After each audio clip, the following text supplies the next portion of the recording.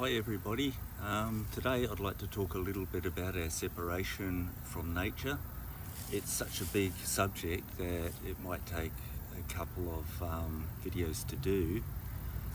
Firstly, to start it off, I'd like to read you just a little bit out of The Final Empire by William Koke. The book is 1993, but it sums up this culture's disconnection very well. This is on page 134 of it, titled Human Life is Severed from Its Source. The culture of empire, which he calls the industrial or civilization as a whole, has severed itself from its centre in the life of the earth. Civilized people find their survival not in the life of the earth but in human society.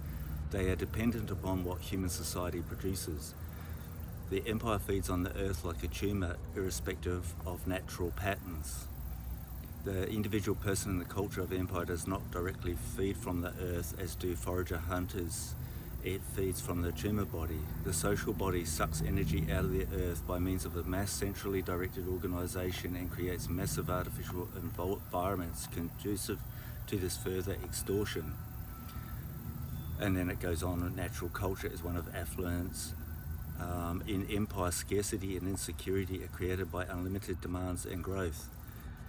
The pattern of the culture itself also creates a context of competition and conflict for each individual. This leads to insecurity, which follows most people throughout life. Insecurity generates fear and defensiveness. Fear and defensiveness generate anger and negative emotional states. You can see this all about you everywhere in society today. And as we build more and more cement over more and more, build more golf courses, more airports and runways and freeways, we become ever more disconnected and ever more dysfunctional. Even though I'm using a product, in this case a mobile phone, a cell phone, to do this video, technology is taking us further and further from nature. Children these days are more inclined to spend their days just staring at a screen, playing video games, and indeed the whole way of business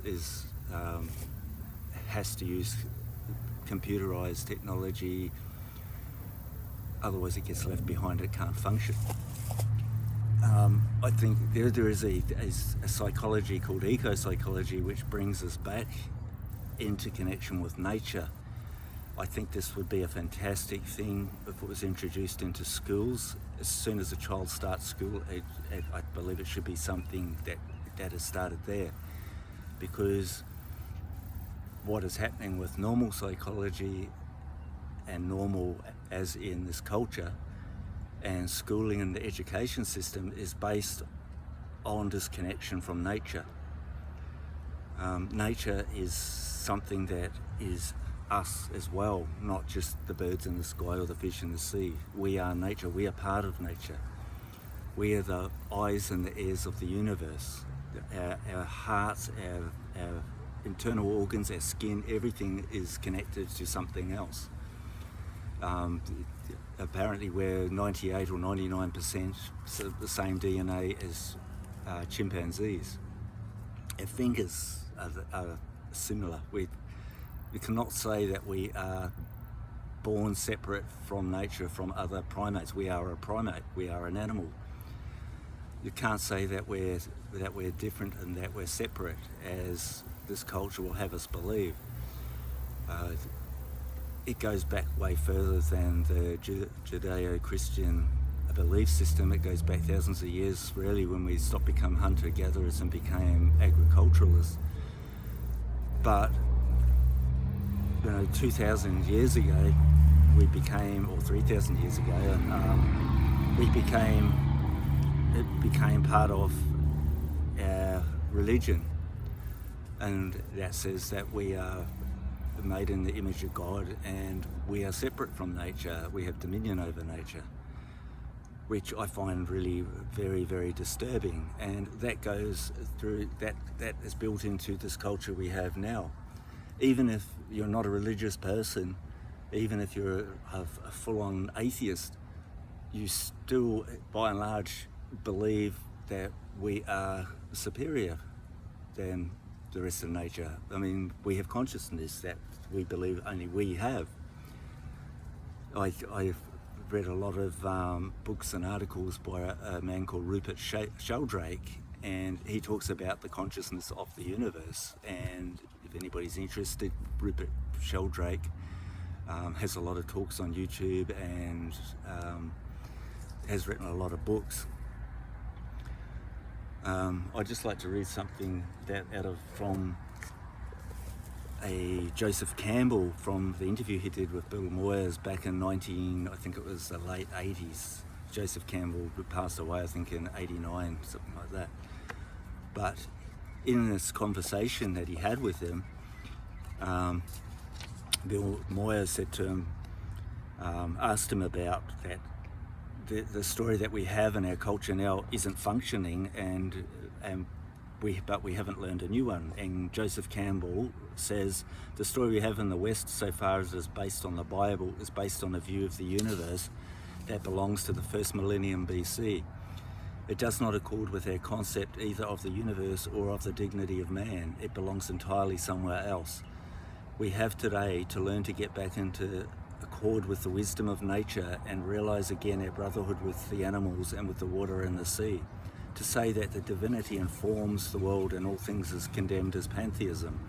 But pantheism is a misleading word. It suggests that a personal God is supposed to inhabit the world, but that is not the idea at all. The idea is trans-theological. It is of an undefinable, inconceivable mystery thought of as a power that is the source and end and supporting ground of all life and being. And that's what I truly believe. It's part of our being as human beings as well. It's deeply to the core of who we are. We're not separate from this planet. I look around me, I'm sitting in a garden with beautiful trees behind me, clouds. It's a lovely warm day here. I'm connected with that. I'm a part of it. Just before, when I was setting this up, there was a race runner lizard run past me. And I've seen hundreds of them, but to me, they're alive. They're part of the universe. They are part of the Earth, which is part of the galaxy, which goes so far that we just don't know how big it is. And I don't think we'll ever find out what the true being of it, the true mystery of the universe, if there is one. I mean, if there is a meaning to it or anything like that, but I mean, I believe there is a source of it all that's in all of us, that's in all of creation. And it's a beautiful thing because it connects us. It connects us not only to the beings around us, the non-human beings, but it connects us to other human beings. We lose that when we go to school. Our parents have already lost it in the majority of cases, and we lose that as soon as we go to an education system and they begin the indoctrination of alienation and disconnection from nature. We need to change the education system before we can change anything else. There is nothing else that we can change that is as important as that.